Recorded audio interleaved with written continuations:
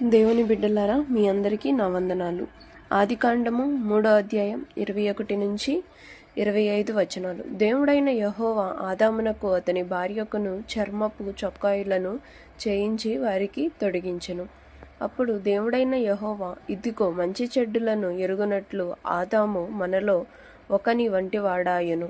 కాబట్టి అతడు ఒకవేళ తన చెయ్యి చాచి జీవ వృక్షఫలములను కూడా తీసుకొని తిని నిరంతరము జీవించనేమో అని దేవుడైన యెహోవా అతడును ఎలా నేల నుండి తీయబడెనో దాని సేద్యపరచుటకు ఏదెను తోటలో నుండి అతని పంపివేసెను.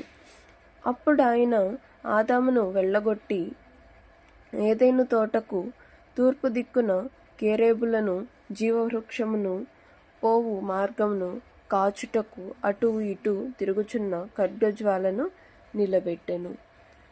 ఆమెన్. Praise the Lord. ఈ బైబిల్ రీడింగ్ కాన్సెప్ట్ మీకు కూడా నచ్చితే మీరు కూడా పాల్గొనండి.